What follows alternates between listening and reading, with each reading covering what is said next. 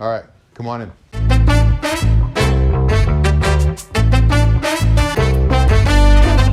Yo, what up? It's your boy Jacques Slade, and today my guest is someone I think you guys are going to love. You might know him from True Blood, or maybe you know him from Deal or No Deal, or maybe you know him from Magic Mike, or maybe you're a big D&D fan and that's how you know him. Either way, it's my man Joe Manganiello, and he's going to take us into his personal closet to show what he copped, what he rocked, and why he's a closet collector, just like all of us. All right, enjoy.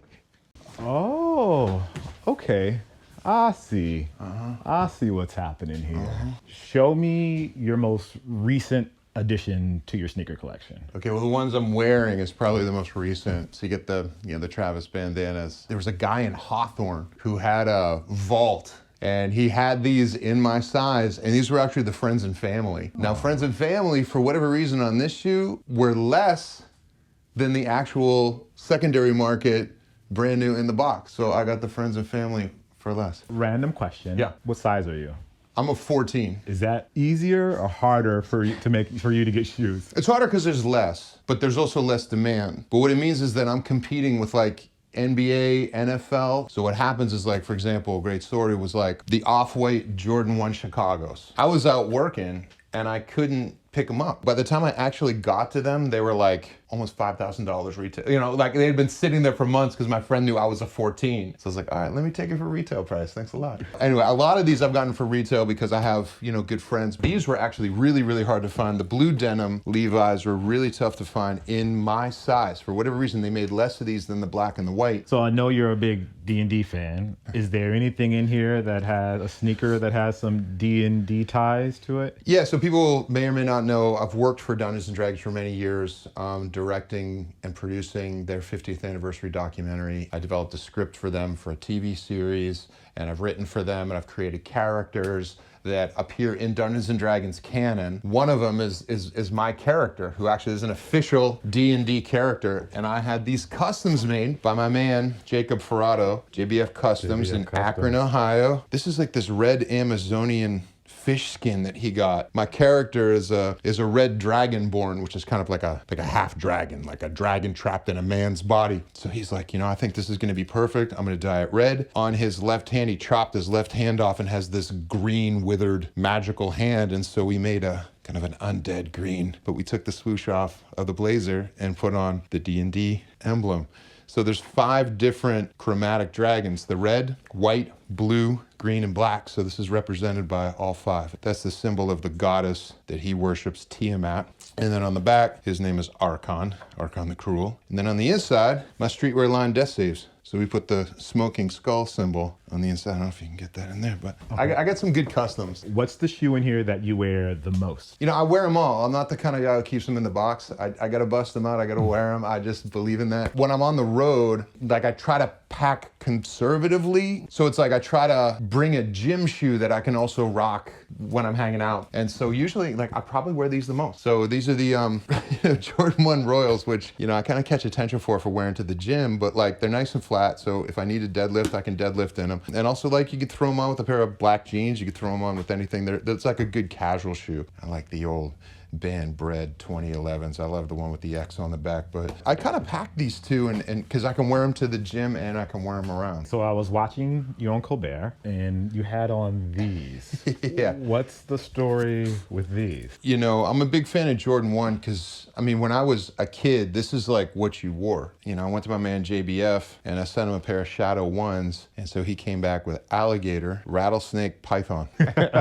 Shadow 1s. Yeah, these are cool. I really dig these, man. I do love the snakeskin. These ones, my dude Mosh, who does a lot of the hand-painted cleats for the NFL. He does like WWE, a lot of the wrestlers, and AEW. I was sitting on a pair of white Levi's Jordan 4s for years. I didn't know what to do with them, and I was just waiting for the right opportunity. So we were talking, and I was like, hey man, what could we do with these 4s? Because he had this cool pair of Metallica shoes that he had bleached, and he was like, hey, I'm working on this new technique where you make a purple ice bath. So we tie-dyed these in a purple ice bath, and I just think they're dope. These came out great. I don't know if I'm jumping the gun here, but I'm guessing you're gonna ask me maybe what's like the weirdest or rarest pair. I will ask you. I'm gonna ask the question. What's the weirdest pair you have in here? Thanks for asking. Yeah, these are Guns N' Roses. Back in 1991, they had so much material, they put out a double album. And it was the biggest thing on the planet. And the albums came out on the Billboard charts as #1 and #2. Use Your Illusion 1 and Use Your Illusion 2. So these are hand-painted Use Your Illusions with the exact album art that appeared on the covers as painted by my man Mosh. He even has his own sneaker now. He does have his own next level. sneaker. I'm glad you mentioned that because Right. I rock these a lot too. love it. Yeah, I'm just a big fan of Mosh. I've also got, he's got the denims. Yeah, I'm a big fan, man. He's just like a cool guy. But yeah, these are unbelievable. Okay. What's the oldest sneaker you have in here? Everybody had to go ask their dad for $100 to buy a pair of shoes. And all the dads were like, $100 for a pair of shoes? And it's like, yeah, Dad, that's what they cost. Everybody's wearing them. No, they're not. I'm telling you, everybody has these. And if I don't have them, I'm gonna be left out. So like everybody knows, like every sneakerhead has a pair of the cement Jordan 4s in their closet because that was like I'm gonna ask for the shoes and I'm gonna kind of brace for impact. And you know, we all got them, but it's like one of those things as an adult, you know, you just keep those around. I got them as a kid. Oh, you got them as a kid? Tore them to pieces, and then as an adult bought them. So not technically the oldest, but like probably the oldest memory. You know, I've kept these for a little while. I can't seem to get rid of them. I'm friends with Troy Polamalu, and Nike made the Troy Polamalu that actually has like that hyper color that changes color on the back. So I've had these for a while. I'm friends with Troy. I just can't seem to get rid of them. These might be the newest ones that I have. John McEnroe screaming, Travis. It's about respect, Travis. So I had to go check them out. But these are actually, I love these shoes. Okay, Joe, so I noticed something in here that I haven't seen in a lot of closets. Okay. The Air Raid. Oh. What's man. your connection to these? Okay. I was a basketball player growing up. And if I didn't want to go into drama school when I did, I would have wound up playing college basketball. You know, at the time when I was in high school in the 90s, we played outdoor. You wanted the Air Raids, man. They re-released them last year and I had to get a pair. I mean, so heavy, but it's good, especially if you play in the post. Nobody does anymore, but. Okay, we got a special guest, Bubbles. Bubbles is going to join us for the rest of the video. Mm-hmm. So I noticed that there's, how do I say this, quite a few black and yellow sneakers in here. Mm-hmm. What's that all about and which one is your favorite? Yeah, so I'm from Pittsburgh, grew up there, you know, whether it's a Sakai or, you know, even like a Kyrie, you get the undercovers. I'm always on the lookout for something that I can wear onto the field during a Steeler game because they let me come out, they let me wave the towel before kickoff. So, you know, I want to flex, you know, because there's a lot of football players, they're in the shoes. So I want to come out there, I want to flex. And then I also don't want to repeat. I want to let them know that, you know, I know what's up. This is probably the one that I've worn the most. These are the Love Pack. I don't know why people hate on mids. I mean, there's just mid hatred. I don't care. I love these shoes. These are like, that's it right there. So bring the hate in the comments. If you want a high, I love these. These are great. I wore these for like a year straight once I got them. You want to mix it up and go with the Cortez? Yeah. Going to a Pittsburgh track event. You know, back in the day, there was like that when Nike ID went crazy, heading down to the Nike facility a lot. And so I was on True Blood. I made my own Air Wolf in like a dark denim 359. That's my production company. So I made these and actually gave them as a gift to everybody who worked on the crew for the first movie I directed. And these are what they got. What's an unexpected shoe? Something that was like, oh, Joe probably doesn't have those. And you're like, actually, I really like these. I'm a size 15 and a half women's.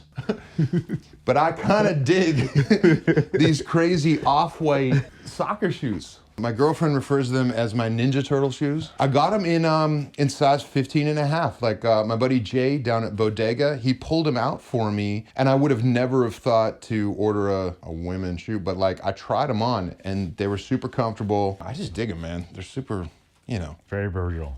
Yeah, exactly. It's like a little piece of art. Like it shouldn't work, but it does. These are actually interesting. Super, like the most lightweight shoe I've ever felt. It's like a feather. It's like air. These were never released. And how did you get your hands on these? I will never tell. I know you have people on here that work for Nike and they've got cool unreleased stuff, so I'm just trying to keep up. That's the original Cause in the middle. Oh, wow. That's an original Cause. He did an Air Max. These are the Kobe Protor, black undefeated. leather, undefeated. These are, I don't usually wear a lot of Kobe's, but I grew up a Celtics fan, so it's like wearing. Not something I was brought up on, but these are dope. So I wear these.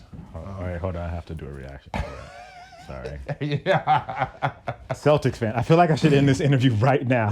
I should end this immediately. Just gonna go put on my Larry Bird jersey over here. Yeah, terrible thing to say. If you had to get rid of all of these shoes and just keep one pair, what's the one pair that you would keep out of everything you have? All right, can I go with two? Sure, let's do two. Two? The two you would keep. Two, The two you would okay, keep. for different reasons. One, I mean, the gray cause Jordan 4s, I just think these things are a work of art. These are mind-blowing, just the suede of the fabric. Especially living in LA where it never rains, you can wear these. Love all the details, the glow-in-the-dark soles. I mean, I just think that might be the dopest shoe maybe ever made. Maybe to me, but if I had to pick something, these were mine. So I had a streetwear line called Death Saves, and I made my own shoes, and that's the symbol of the company, the smoking skull.